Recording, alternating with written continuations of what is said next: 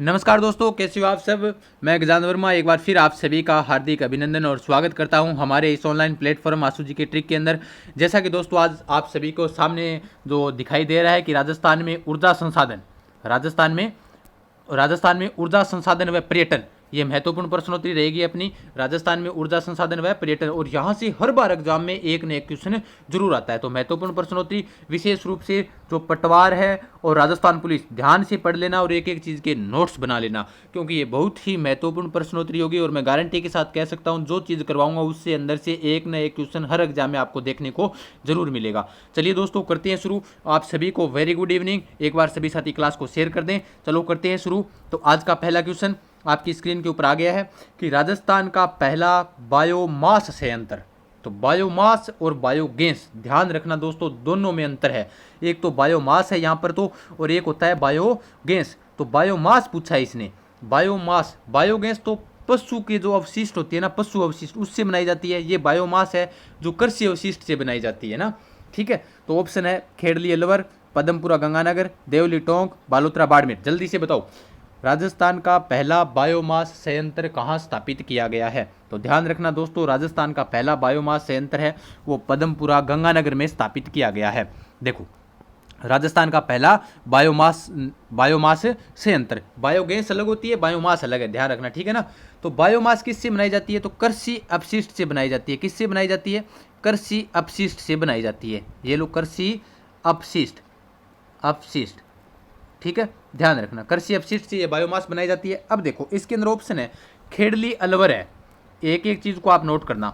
ये चारों ऑप्शन है ये बायोमास संयंत्र के ही हैं, चारों हैं वो बायोमास संयंत्र के ही है। अगर आपको पहला पूछे तो पहला कौन सा हो जाएगा? पदमपुरा गंगानगर, पदमपुरा गंगानगर।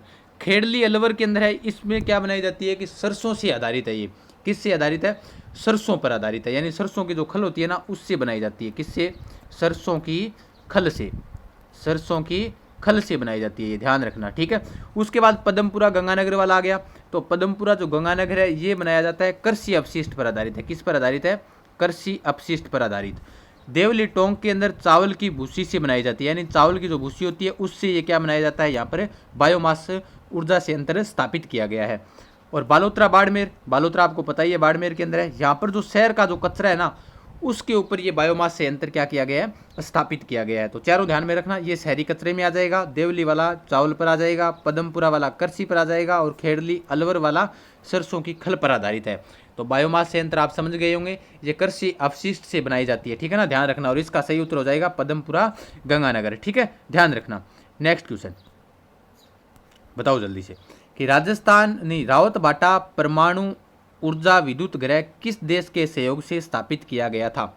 रावतभाटा, रावतभाटा परमाणु ऊर्जा विद्युत गृह किस देश के सहयोग से स्थापित किया गया था? रावतभाटा कहाँ है? चित्तौड़गढ़ के अंदर। America, France, Canada, Britain. आपके सामने ऑप्शन है, जल्दी से बताओ कि रावतभाटा परमाणु ऊर्जा विद्युत गृह किस देश के सहयोग से स्थापित किया गया था। देखो, बात करते हैं अपने रावतभाटा से संबंधित। तो रावतभाटा कहाँ है? चित्तौड़गढ़ के अंदर है, ठीक है। राजस्थान का ये पहला और भारत का दूसरा है ये परमाणु ऊर्जा विद्युत गृह। राजस्थान का तो कौन सा है? राजस्थान का तो पहला है, और भारत का कौन सा है? ये दूसरा है, ध्यान रखना, ठीक है ना। राजस्थान का पहला और भारत का दूसरा रावतभाटा परमाणु ऊर्जा विद्युत गृह कहाँ है? चित्तौड़गढ़ के अंदर। यानी ये भारत का अगर आपको पूछ ले, भारत का दाबित भारी दाब वाला, यानी भारत का ये दाबित भारी दाब वाला, जैसे बोलते हैं ना भारी दाब, जैसे भारी दाबित भारी दाब पानी वाला, यानी भारत की ये पहली दाबित भारी पानी आधारित योजना है, ध्यान रखना। उसके बाद ये किस देश के सहयोग से स्थापित किया गया और कब स्थापित किया गया? तो बिल्कुल सही है, 1965 में कनाडा के सहयोग से। किसके सहयोग से? 1965 में कनाडा के सहयोग से इसे क्या किया गया था? स्थापित किया गया था, ध्यान रखना। अब देखो, रावतभाटा से संबंधित अगर बात करें तो ये एक आणविक ऊर्जा के अंदर आता है। किसके अंदर आएगा? आणविक ऊर्जा के अंदर। तो रावतभाटा परमाणु ऊर्जा विद्युत गृह है वो जिस देश के सहयोग से स्थापित किया गया है उस देश का नाम क्या है? कनाडा है, ध्यान रखना, ठीक है ना। उसके बाद अगर अपने बात करें, ये 1965 में इसे स्थापित किया गया था। कब स्थापित किया गया था? 1965 में। किसके सहयोग से? कनाडा के सहयोग से। एक और है जो अभी निर्माण में चल रहा है, तो उसका भी नोट कर लो आप कि एक और जो है परमाणु ऊर्जा विद्युत गृह, वो भी एक निर्माण चल रहा है जिसका। वो कहाँ चल रहा है? वो बांसवाड़ा में चल रहा है, नोट करो इसे, बांसवाड़ा में। बांसवाड़ा में उसका क्या चल रहा है, निर्माण चल रहा है। तो आपको सीधा प्रश्न पूछेगा कि रावत भाटा जो परमाणु ऊर्जा संयंत्र है सभी को पता है चित्तौड़गढ़ में है, तो वो पूछेगा किस देश के सहयोग से है, तो वो कौन सा हो जाएगा, कनाडा। 1965 में इसकी क्या हुई थी, स्थापना हुई थी। और दूसरा जो बांसवाड़ा परमाणु विद्युत गृह है वो बांसवाड़ा के अंदर है, और इसका क्या चल रहा है, इसका निर्माण चल रहा है, इसका क्या चल रहा है, निर्माण चल रहा है। ठीक है ना, ध्यान रखना। ठीक है, हाँ। नेक्स्ट क्वेश्चन, मेरवाड़ा पर्यटन सर्किट में कौन से जिलों को सम्मिलित किया गया है। तो आपको सामने दिखाई दे ही रहा है। वैसे राजस्थान में ऊर्जा संसाधन व पर्यटन, यानी ऊर्जा संसाधन के भी प्रश्न आएंगे और किसके आएंगे, पर्यटन के भी आपसे प्रश्न पूछे जाएंगे, ध्यान रखना। ठीक है, तो राजस्थान में ऊर्जा संसाधन पर्यटन, तो अब पर्यटन वाला प्रश्न आ गया है। बताओ जल्दी से, मेरवाड़ा पर्यटन में कौन से 2 जिले हैं, अजमेर जयपुर, अलवर भरतपुर, नागौर बीकानेर, अजमेर नागौर। जल्दी से बताओ। देखो, इसका जो सही उत्तर होगा वो होगा अजमेर और नागौर। कौन सा होगा, अजमेर और नागौर। यानी पर्यटन सर्किट स्थापित किया गया है। यानी पर्यटन सर्किट, पहले तो हमें पता होना चाहिए कि राजस्थान में पर्यटन सर्किट कितने हैं। तो पर्यटन सर्किट है वो कितने हैं, 10 हैं। ध्यान रखना, कितने हैं, 10। और इसके अंदर जो मेरवाड़ा पर्यटन सर्किट है उसके अंदर अजमेर और नागौर को शामिल किया गया है। अब अजमेर का एक स्थान आता है जिसका नाम है पुष्कर, आपने सुना ही होगा, है ना, पुष्कर। और नागौर का जो स्थान आता है उस स्थान का नाम है मेड़ता। क्या नाम है, मेड़ता। नागौर का जो स्थान है उस स्थान का नाम क्या है भाई, मेड़ता। नागौर का कौन सा है, मेड़ता हो जाएगा, ध्यान रखना। नागौर का हो जाएगा मेड़ता। एक मिनट, नागौर का जो स्थान होगा उस स्थान का नाम होगा मेड़ता। यानी नागौर का जो स्थान हो जाएगा वो हो जाएगा मेड़ता। थोड़ा सा रुकना 1 मिनट के लिए, ठीक है। हाँ, तो नागौर का कौन सा स्थान हो जाएगा, मेड़ता हो जाएगा। अजमेर का कौन सा हो जाएगा, पुष्कर हो जाएगा। ध्यान रखना, इसे नोट कर लेना आप, ठीक है ना। तो मेरवाड़ा पर्यटन सर्किट के अंदर 2 जिलों को शामिल किया गया, एक तो अजमेर है और एक कौन सा है, नागौर है। ठीक है, आगे वाला प्रश्न, निम्न में से कौन सा सौर ऊर्जा संयंत्र जोधपुर में नहीं है। कि निम्न में से कौन सा सौर ऊर्जा संयंत्र कहाँ नहीं है, जोधपुर में नहीं है। बताओ कौन सा नहीं है, Mathania solar, Dhuniya solar, Nandiya solar और भीरूखेड़ा। कौन सा होगा, यानी कौन सा जो सोलर है वो जोधपुर के अंदर नहीं है, यानी सौर ऊर्जा का ही है। यानी सौर ऊर्जा संयंत्र आपको पता ही होगा, सौर ऊर्जा, पवन ऊर्जा, बायोमास, बायोगैस, भूतापीय ऊर्जा, बायोडीजल ऊर्जा, ज्वारीय ऊर्जा। तो ये काफ़ी ये गैर परंपरागत के अंतर्गत आते हैं। जो मैंने अभी नाम लिए हैं वो सारे के सारे किस में आएंगे, गैर परंपरागत में। एक बार दोबारा सुने, सौर ऊर्जा है, पवन ऊर्जा है, बायोमास ऊर्जा है, बायोगैस है, भूतापीय ऊर्जा है, बायोडीजल है और ज्वारीय ऊर्जा। ये सारे के सारे किस में आएंगे, गैर परंपरागत ऊर्जा स्रोत के अंदर आते हैं। तो अब प्रश्न सीधा पूछेगा कि जोधपुर में कौन सा सौर ऊर्जा संयंत्र नहीं है, बताओ जल्दी से। तो मथानिया है, मथानिया जोधपुर के अंदर है, क्योंकि मथानिया वाला है वो जर्मनी, विश्व बैंक और भारत सरकार के द्वारा स्थापित किया गया। ये मथानिया वाला राजस्थान का पहला सौर ऊर्जा संयंत्र है, राजस्थान का पहला, राजस्थान का पहला। तो राजस्थान का पहला अगर आपको पूछ ले तो राजस्थान का पहला हो जाएगा मथानिया, जो जर्मनी के सहयोग से, विश्व बैंक के सहयोग से और भारत सरकार के सहयोग से स्थापित किया गया है। धुनिया सोलर ये भी कहाँ है, ये भी जोधपुर के अंदर है। नांदिया सोलर अगर आपको बात करें तो नांदिया सोलर भी कहाँ है, जोधपुर के अंदर है। अब बच गया कौन सा, भीरूखेड़ा। तो भीरूखेड़ा वाला ध्यान रखना, भीरूखेड़ा वाला कहाँ है, बीकानेर के अंदर। भीरूखेड़ा कहाँ है, बीकानेर में। तो राजस्थान का जो सौर ऊर्जा संयंत्र जोधपुर में नहीं है वो कौन सा नहीं है, भीरूखेड़ा सोलर जोधपुर के अंदर नहीं है। ठीक है, नेक्स्ट क्वेश्चन, गिरल थर्मल पावर प्रोजेक्ट किस देश के सहयोग से स्थापित किया गया है। कौन सा प्रश्न क्या है, गिरल थर्मल पावर प्रोजेक्ट किस देश के सहयोग से स्थापित किया गया है। जापान, ब्रिटेन, जर्मनी और अमेरिका। यानी जो गिरल थर्मल पावर प्रोजेक्ट है वो किस देश के सहयोग से स्थापित किया गया है। देखो, गिरल से संबंधित मैं बात करूँ तो ये तापीय विद्युत ऊर्जा के अंतर्गत आता है। और ये जो गिरल है वो गैसीकरण लिग्नाइट के आधार पर किसके सहयोग से आया है, जर्मनी के सहयोग से। बिल्कुल आप सभी का सही उत्तर है जर्मनी। किस देश के सहयोग से स्थापित किया गया है, जर्मनी के सहयोग से स्थापित किया गया है। कौन सा, गिरल थर्मल पावर प्रोजेक्ट। ध्यान रखना, गिरल थर्मल पावर प्रोजेक्ट है वो जर्मनी के सहयोग से स्थापित किया गया है और ये गैसीकरण लिग्नाइट तकनीक के आधार पर है। ठीक है ना, ध्यान रखना, गिरल थर्मल पावर प्रोजेक्ट। सीधा डायरेक्ट फैक्ट पूछेगा वो आपको, जैसे ये उसने उस प्रोजेक्ट का नाम दे दिया पावर प्रोजेक्ट का, और उसके बाद वो क्या करेगा कि किस देश के सहयोग से स्थापित किया गया है, तो किस देश के सहयोग से स्थापित किया गया है, तो इसका सही उत्तर हो जाएगा जर्मनी के सहयोग से। सही उत्तर कौन सा होगा? सी ऑप्शन इसका सही उत्तर हो जाएगा। नेक्स्ट प्रश्न, मीरा संग्रहालय कहाँ पर स्थापित किया गया है? अब देखो, मीरा संग्रहालय पूछा है, मीरा संग्रहालय अजमेर में है या नागौर में है या चित्तौड़गढ़ में या उदयपुर में? ठीक है, जल्दी से बताओ मीरा की छतरी कहाँ है? सभी साथी कमेंट करके भी बताना मीरा की छतरी। तो मीरा संग्रहालय पूछा उसने, तो मीरा संग्रहालय कहाँ पर है? तो मीरा संग्रहालय, अगर आपको पूछ ले मीरा महोत्सव, पहला नोट करो आप, मीरा महोत्सव, क्योंकि ये भी पर्यटन में आ जाएगा महोत्सव। तो मीरा महोत्सव है वो आयोजित किया जाता है, वो मीरा महोत्सव चित्तौड़गढ़ के अंदर। कहाँ किया जाता है? चित्तौड़गढ़ में। मीरा महोत्सव कहाँ आयोजित किया जाता है? चित्तौड़गढ़ में। कब किया जाता है? तो ये भी नोट कर लेना, जुलाई और अगस्त में किया जाता है। मीरा महोत्सव की बात कर ली। उसके बाद मीरा पेनोरमा है, मीरा पेनोरमा, मीरा पेनोरमा। तो मीरा पेनोरमा की अगर अपने बात करें तो मीरा पेनोरमा है वो मेड़ता नागौर में स्थापित है। कहाँ है? मेड़ता नागौर, यानी यहाँ पर चित्रण किया गया है, पेनोरमा यानी चित्रों से संबंधित है ये, ठीक है ना, ध्यान रखना। तो मीरा पेनोरमा है वो मेड़ता नागौर में है। प्रश्न क्या है? मीरा संग्रहालय कहाँ पर स्थापित किया गया है?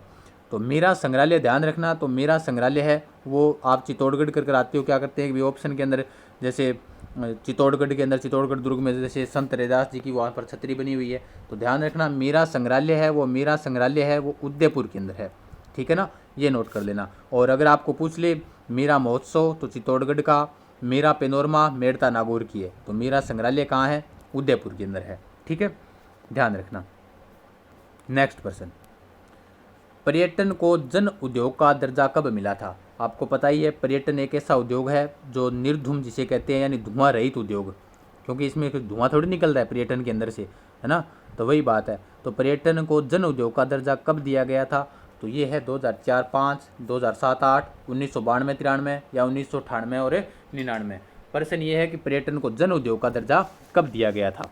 देखो, पर्यटन को जो जन उद्योग का जो दर्जा दिया गया था, बताओ जल्दी से, उसके बाद मैं आपको बताता हूँ। जैसे प्रथम पर्यटन नीति कब लागू हुई थी? 27 सितंबर 2001 को ये प्रथम पर्यटन नीति लागू हुई थी। राजस्थान के अंदर पर्यटन नीति कितनी लागू हुई है वो भी पढ़ेंगे, अपने आगे प्रश्न आएगा, लेकिन यहाँ पर प्रश्न ये है कि जन उद्योग को दर्जा कब दिया है। और 27 सितंबर को क्या मनाया जाता है?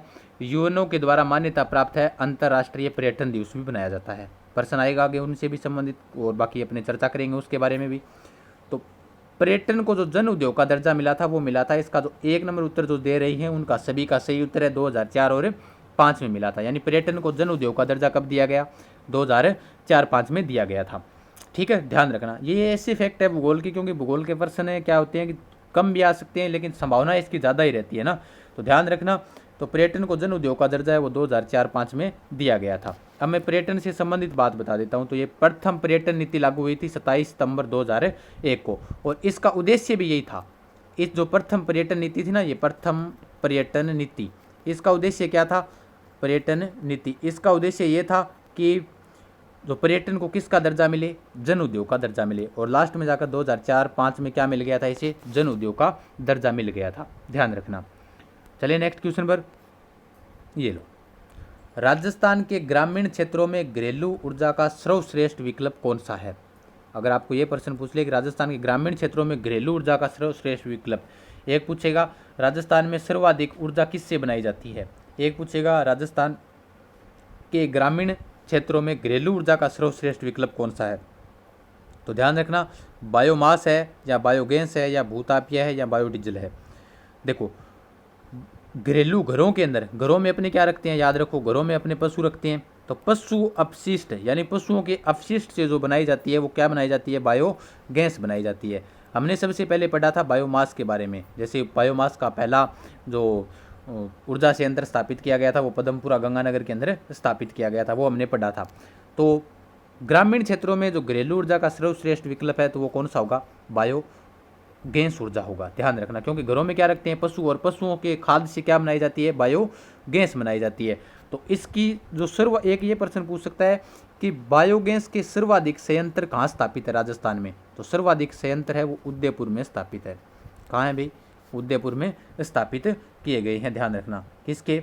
बायो गैस के। और बायोगैस का जो मुख्य घटक होता है मीथेन गैस होती है इसमें। मीथेन कितने प्रतिशत होती है? 65% होती है। कार्बन डाइऑक्साइड लिख लेना, कार्बन डाइऑक्साइड ये कितनी होती है? ये होती है 30%, लगभग 30% होती है। बायोगैस के अंदर अगर आपको पूछ लिया कि बायोगैस का प्रमुख घटक कौन सी दो गैसें हैं, तो एक तो मीथेन हो जाएगा, एक हो जाएगी कार्बन डाइऑक्साइड हो जाएगी, ठीक है ना, ऑक्साइड, ध्यान रखना। तो राजस्थान में ग्रामीण क्षेत्रों में घरेलू ऊर्जा का सर्वश्रेष्ठ विकल्प है वो है बायोगैस ऊर्जा है, ठीक है। नेक्स्ट प्रश्न, पवन ऊर्जा की सर्वाधिक संभावना वाला जिला कौन सा है? अब देखो, जैसे हमने अभी पीछे वाला प्रश्न देखा था, क्या देखा था कि राजस्थान में ग्रामीण क्षेत्रों में घरेलू ऊर्जा का सर्वश्रेष्ठ विकल्प कौन सा है, तो बायोगैस हो गई। अगर पूछे कि पवन ऊर्जा की सर्वाधिक संभावना वाला जिला कौन सा है, जोधपुर, जैसलमेर, बीकानेर या बाड़मेर, बताओ। तो पवन ऊर्जा की जो सर्वाधिक संभावना है, तो राजस्थान जो आता है भारत में चौथे स्थान पर आता है पवन ऊर्जा के उत्पादन में। कौन से स्थान पर आएगा? चौथा स्थान है किसका? राजस्थान का। किस में? भारत में। यानी पवन ऊर्जा के निर्माण में भारत में राजस्थान का कौन सा स्थान है? चौथा स्थान है। तो सबसे पहले कौन आता है? 1 नंबर पर आता है भारत में तमिलनाडु। तमिलनाडु 1 नंबर आएगा तमिलनाडु। 2 नंबर आ जाएगा गुजरात और 3 नंबर आ जाएगा महाराष्ट्र। और उसके बाद आएगा राजस्थान का जो स्थान आता है पवन ऊर्जा में, वो आता है चौथा। ध्यान रखना, इनको भी नोट कर लो। तो पवन ऊर्जा की सर्वाधिक संभावना वाला जिला है वो जिला कौन सा होगा? देखो, इसके अंदर ऑप्शन आपके सामने है, जोधपुर, जैसलमेर, बीकानेर, बाड़मेर। तो जो जैसलमेर उत्तर सही दे रहा है उसका सही उत्तर है, यानी कि जो जैसलमेर है बिल्कुल कि जो पवन ऊर्जा की सर्वाधिक संभावना वाला जिला है वो जैसलमेर है। इसलिए जैसलमेर को क्या कहते हैं? पंखों की नगरी कहते हैं। क्या कहते हैं? पंखों की नगरी। पंखों की नगरी अगर आपको पूछ ले किसे कहते हैं, तो जैसलमेर को कहते हैं। और जैसलमेर में सर्वाधिक क्या है भाई? पवन ऊर्जा संयंत्र भी, लगभग जो पवन ऊर्जा संयंत्र है वो 4 है, लगभग कहाँ पर है? जैसलमेर के अंदर स्थापित किए गए हैं। तो अगर आपको पूछ ले कि प्रथम पवन ऊर्जा संयंत्र कौन सा था, तो अमर सागर था। ध्यान रखना, कौन सा था? अमर सागर विंड पावर प्रोजेक्ट। ध्यान रखना, अमर सागर विंड पावर प्रोजेक्ट, ये राजस्थान का पहला पवन ऊर्जा संयंत्र स्थापित किया गया था। ये कहाँ किया गया था? तो ये भी ध्यान रखना, ये भी कहाँ किया गया था? जैसलमेर में किया गया था, ठीक है। हाँ, तो पवन ऊर्जा की सर्वाधिक संभावना वाला जिला है वो है जैसलमेर, इसलिए इसको क्या कहते हैं? पंखों की नगरी भी कहते हैं। और राजस्थान कौन से स्थान पर आता है? चौथे में आता है भारत के अंदर, ठीक है। और राजस्थान का पहला जो पवन ऊर्जा संयंत्र है वो अमर सागर विंड पावर प्रोजेक्ट है। नेक्स्ट प्रश्न, डब्लू के आकार का कौन सा म्यूजियम स्थापित किया गया है? म्यूजियम यानी जो पर्यटन आते हैं और म्यूजियम के अंदर जो प्राचीन जो चीज़ें रखी हुई है उनको देखते हैं, तो एक ऐसा है जिसकी आकृति ऐसी है, यानी पर्यटन यहाँ से प्रवेश करेगा और इधर से होता हुआ इधर से और यहाँ से निकल जाएगा। तो डब्लू के आकार का कौन सा म्यूजियम है? Silicon wells, war museum, walk through war museum या उपयोग सभी? डब्लू के आकार का पूछा है, तो ध्यान रखना, अगर आपको डब्लू के आकार, जैसे सिलिकॉन, ये सिलिकॉन वेल्स है, ध्यान रखना, सिलिकॉन वेल्स म्यूजियम है, ये नाहरगढ़ है, सिलिकॉन होगा ये, ठीक है ना, ध्यान रखना, ये मिस्टेक होगी थोड़ी सी प्रिंटिंग में। तो ये नाहरगढ़ कहाँ है? नाहरगढ़ जयपुर के अंदर स्थापित है। कौन सा? सिलिकॉन वाला, नाहरगढ़ जयपुर में है। उसके बाद वार म्यूजियम, जिसको क्या कहते हैं? युद्ध संग्रहालय भी कहते हैं, ये कहाँ है? ये जैसलमेर के अंदर है। इनको नोट करते रहना एक एक चीज़ को। वॉक थ्रू वार, ये वॉक थ्रू वार वाला कहाँ पर है? तो ये ध्यान रखना, वॉक थ्रू वार वाला जो म्यूजियम है ये है जयपुर में, ठीक है। और इसकी आकृति कैसी है? डब्लू के समान है, ठीक है ना, ध्यान रखना। वॉक थ्रू वार, इसका उपयोग सभी नहीं होगा, वॉक थ्रू वार ये जयपुर के अंदर है और इसकी आकृति डब्लू जैसी है। वार म्यूजियम, युद्ध संग्रहालय जिसे कहते हैं, ये जैसलमेर में है। सिलिकॉन वेल्स है, ये कहाँ पर है? नाहरगढ़ जयपुर के अंदर है, ध्यान रखना। तो इसका सही उत्तर हो जाएगा walk through war museum. Next प्रश्न, राष्ट्रीय पर्यटन दिवस कब मनाया जाता है? यानी अगर आपको पूछ ले राष्ट्रीय, अंतर्राष्ट्रीय पूछे, तो अंतर्राष्ट्रीय तो मैं पहले ही चर्चा कर चुका हूँ, अंतर्राष्ट्रीय की जो विद्यार्थी बाद में जुड़े हैं उनको भी मैं बता देता हूँ। अंतर्राष्ट्रीय तो मनाया जाता है 27 सितंबर को। कब मनाया जाता है? 27 सितंबर को, क्योंकि 27 सितंबर 1970, कब की बात है? 27 सितंबर 1970 को अंतर्राष्ट्रीय पर्यटन दिवस मनाने का फैसला लिया था। किसने? यूएनओ ने। यूएनओ, जल्दी से कमेंट करके बताना यूएनओ का मुख्यालय कहाँ है, ठीक है। सभी साथी बताना यूएनओ का मुख्यालय। तो 27 सितंबर 1970 को अंतर्राष्ट्रीय पर्यटन दिवस मनाया गया। तो अब भारत में कब मनाया जाता है? प्रश्न ये है कि भारत में पर्यटन दिवस ये कब मनाया जाता है? तो भारत में मनाया जाता है, जैसे 27 सितंबर को अंतर्राष्ट्रीय हो गया तो 25 जनवरी को, 25 जनवरी को, जो 25 जनवरी बता रहे हैं उनका सही उत्तर है, ध्यान रखना। 25 जनवरी को राष्ट्रीय पर्यटन दिवस मनाया जाता है। राष्ट्रीय मतलब राष्ट्र के अंदर, राष्ट्र मतलब भारत, तो भारत में पर्यटन दिवस कब मनाया जाता है? तो ध्यान रखना 25 जनवरी को मनाया जाता है। उसके अलावा थोड़ी सी एक चीज़ यहाँ पर और नोट कर लेना आप, क्योंकि जब अपना टॉपिक जैसे प्रश्नोत्तरी चल रहा है तो प्रश्नोत्तरी के अंदर कुछ प्रश्न बताने जरूरी नहीं है, कुछ एक्स्ट्रा बातें भी होनी चाहिए। तो राष्ट्रीय पर्यटन दिवस, अब एक प्रश्न पूछ सकता है कि राजस्थान पर्यटन निदेशालय की स्थापना कब हुई? ये प्रश्न पूछ सकता है। राजस्थान पर्यटन निदेशालय, ध्यान रखना क्या है? निदेशालय। निदेशालय की स्थापना है वो हुई थी 1955 में, यानी जब तक राजस्थान का एकीकरण नहीं हुआ था पूरा। तो 1955 में किसकी स्थापना हुई? राजस्थान पर्यटन निदेशालय की। अब बाद में क्या हुआ, जब एकीकरण हो गया तो उसका क्या बना दिया? पर्यटन विभाग बना दिया। तो राजस्थान पर्यटन विभाग की स्थापना 1956 में हुई थी। जिस प्रकार से हम पढ़ते हैं ना, एकीकरण के चौथे चरण में कृषि का विभाग अलग दिया था, खनिज का विभाग अलग दिया था, ठीक उसी प्रकार से 1956 के अंदर पर्यटन विभाग की स्थापना की गई। ठीक है, ध्यान रखना। तो राष्ट्रीय पर्यटन दिवस 25 जनवरी। नेक्स्ट प्रश्न, वर्तमान में राजस्थान की सर्वाधिक उत्पादन क्षमता वाली तापीय ऊर्जा परियोजना कौन सी है? वर्तमान में राजस्थान की सर्वाधिक उत्पादन क्षमता करने वाली तापीय ऊर्जा परियोजना, ये तापीय ऊर्जा परियोजना पूछी है उसने, जिसको सर्वाधिक उत्पादन क्षमता। यहाँ पर विद्यार्थी कंफ्यूजन हो जाते हैं, लेकिन एक एक चीज नोट कर लेना आप। जो Suratgarh super critical super thermal, इसका पूरा नाम है सुपर थर्मल, सभी के आगे सुपर थर्मल लगा लेना, क्योंकि ये प्रश्न ऑप्शन बड़े हो जाते तो जगह नहीं बचती। इसके आगे भी सुपर थर्मल लगा लेना। Kalisindh super critical super thermal, Banswara super critical super thermal, ध्यान रखना। तो ये 5 है वैसे तो, यानी सुपर क्रिटिकल सुपर थर्मल वाली कितनी है राजस्थान में तापीय ऊर्जा? 5 संयंत्र इसके लगाए गए हैं। तो प्रश्न ये है, वर्तमान में राजस्थान की सर्वाधिक उत्पादन क्षमता वाली पूछी है उसने, उत्पादन क्षमता। तो उत्पादन क्षमता सूरतगढ़ वाली तो आपको पता ही हो गई, गंगानगर के अंदर है। उसके बाद छबड़ा वाली कहाँ होगी? छबड़ा वाली होगी 12 में। कहाँ पर होगी? 12 में। कालीसिंध, कालीसिंध से पता चल गया झालावाड़, तो कालीसिंध वाली झालावाड़ हो गई। बांसवाड़ा वाली, बांसवाड़ा नाम से पता चल गया ये कहाँ पर है? बांसवाड़ा के अंदर है। ठीक है, ध्यान रखना। तो सर्वाधिक उत्पादन क्षमता वाली पूछ लिए तो Suratgarh super critical super thermal power project है, ये कहाँ पर स्थापित है? गंगानगर में। कहाँ पर है भाई? गंगानगर में। यानी सर्वाधिक उत्पादन क्षमता वाली है ये, ध्यान रखना। कैसी है? सर्वाधिक उत्पादन क्षमता वाली है। लेकिन एक चीज नोट करना यहाँ पर, छबड़ा जो सुपर क्रिटिकल है ये सर्वाधिक उत्पादन करती है। उत्पादन, अगर आपको पूछ ले कि राजस्थान में सर्वाधिक उत्पादन वाली तापीय ऊर्जा कौन सी है, तो कौन सी होगी? छबड़ा। अगर पूछ ले सर्वाधिक उत्पादन क्षमता, तो कौन सी होगी? सूरतगढ़ सुपर क्रिटिकल, ध्यान रखना। आशा करता हूँ आप सभी को समझ में आ गया होगा ये। ठीक है, तो सर्वाधिक उत्पादन पूछ ले तो छबड़ा हो जाएगी, और सर्वाधिक उत्पादन क्षमता पूछ ले तो सूरतगढ़ हो जाएगा। ठीक है, ध्यान रखना। नेक्स्ट प्रश्न, राजस्थान सरकार द्वारा कितनी पर्यटन नीति जारी की जा चुकी है? देखो 4, 2, 5, 3। प्रथम पर्यटन नीति अगर पूछे तो मैं आपको पहले ही बता चुका हूं, 27 सितंबर 2001 को। कब?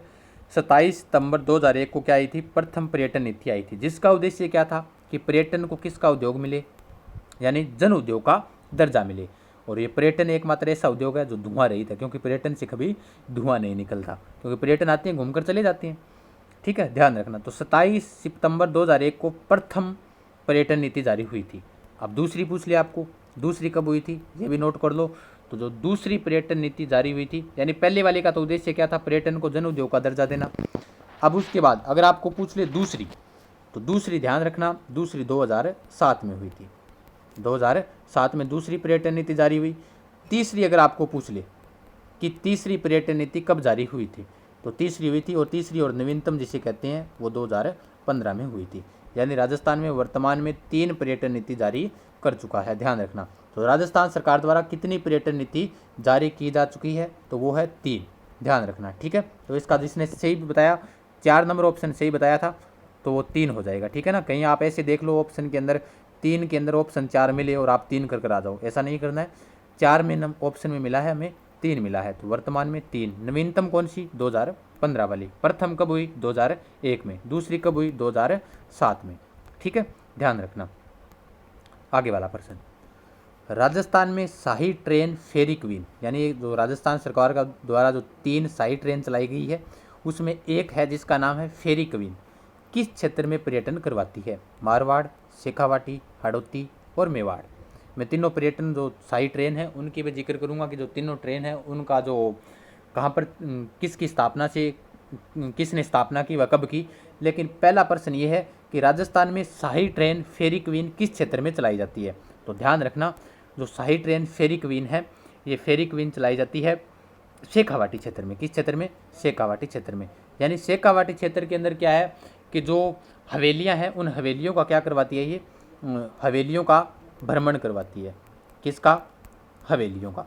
ठीक है, तो राजस्थान में शाही ट्रेन फेरी क्वीन किस क्षेत्र में चलती है? अगर इससे पूछ ले तो वो होगा शेखावाटी क्षेत्र। और भ्रमण किसका करवाती है? हवेलियों का।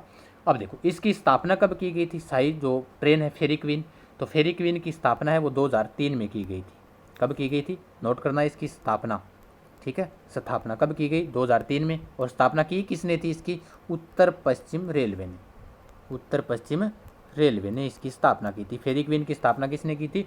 उत्तर पश्चिम रेलवे ने की थी। अब देखो, उसके अलावा 2 और चलती है, 2 ट्रेन और चलती है, जिसके अंदर एक आता है पैलेस ऑन व्हील्स। क्या नाम है? Palace on wheels. On wheels, palace on wheels. इसकी स्थापना कब हुई थी? इसकी स्थापना 1982 में हुई थी। आरटीडीसी व भारतीय रेलवे ने मिलकर की थी, यानी पहली है ये, यानी पहली शाही ट्रेन है जिसका नाम है पैलेस ऑन व्हील्स। कब स्थापित की गई? 1982 में। किसके द्वारा? आरटीडीसी व भारतीय रेलवे के द्वारा। दूसरी अगर पूछ ले आपको तो दूसरी कौन सी होगी? राजस्थान रॉयल्स। एक राजस्थान रॉयल आईपीएल के अंदर भी टीम आपको पता है ना, राजस्थान रॉयल्स राजस्थान की। तो Rajasthan Royals and wheels note कर लेना आप। इसके ऊपर राइटिंग से नहीं आ रही क्योंकि डिजिटल बोर्ड की हमारे पास व्यवस्था थी नहीं घर पर, तो आपको जैसा भी टाइम मिला वैसा भी आपको इसके ऊपर करवा दिया। ध्यान रखना। तो राजस्थान में शाही ट्रेन फेरी क्वीन 3 चलती है। पहले ही मैंने बताई आपको, जिसका नाम है पैलेस ऑन व्हील्स, 1982 में चलाई। दूसरी चलाई राजस्थान रॉयल्स एंड व्हील्स, 2009 में चलाई इसे, और आरटीडीसी व भारतीय रेलवे दोनों ने मिलकर चलाई। तीसरी है जो शाही जो नहीं सॉरी ये है तो वैसे तीसरी, क्योंकि 2003 में इसकी स्थापना हुई थी। तीसरी तो कौन सी थी? जो 2 नंबर मैंने पढ़ी थी वो तीसरी हो जाएगी। लेकिन आपकी इसकी स्थापना और जैसे लिखोगे सन आएंगे, जैसे 1982, 2003, 2009, तो आप इनका क्रम लगा लोगे। तो कौन सी क्षेत्र में चलती है? शेखावाटी क्षेत्र में। क्या करवाती है? हवेलियों का भ्रमण करवाती है। नेक्स्ट प्रश्न, गैर परंपरागत ऊर्जा संसाधनों में सर्वाधिक विद्युत ऊर्जा का उत्पादन कौन करता है? यानी गैर परंपरागत जो ऊर्जा संसाधन मैंने आपको बताए थे शुरुआत में, उसके अंदर जैसे पवन ऊर्जा है, सौर ऊर्जा है, बायोमास है, बायोगैस है। क्योंकि जो ऊर्जा संसाधन पढ़ते हैं तो हम 2 प्रकार के पढ़ते हैं, जिसके अंदर एक होता है परंपरागत ऊर्जा संसाधन और एक होता है गैर परंपरागत। तो गैर परंपरागत संसाधनों में सर्वाधिक विद्युत ऊर्जा का उत्पादन कौन करता है? पवन ऊर्जा करता है या सौर ऊर्जा करता है या बायोमास या बायोगैस? देखो, पवन ऊर्जा जो संयंत्र है उसके अंदर राजस्थान में इसका जो सही उत्तर होगा वो तो पवन ऊर्जा ही हो जाएगा। ठीक है ना, मैंने वैसे बता ही दिया। राजस्थान में 8 पवन ऊर्जा संयंत्र हैं। कितने हैं? 8, यानी लगभग, जिसमें से सर्वाधिक हमें कहाँ मिलेंगे? जैसलमेर के अंदर। और हम बात कर आ चुके हैं, जैसलमेर को क्या कहते हैं? पंखों की नगरी कहते हैं। क्या कहते हैं भाई? पंखों की नगरी। जैसलमेर को पंखों की नगरी कहते हैं। तो गैर परंपरागत ऊर्जा संसाधनों में सर्वाधिक विद्युत ऊर्जा का उत्पादन करता है वो कौन करता है?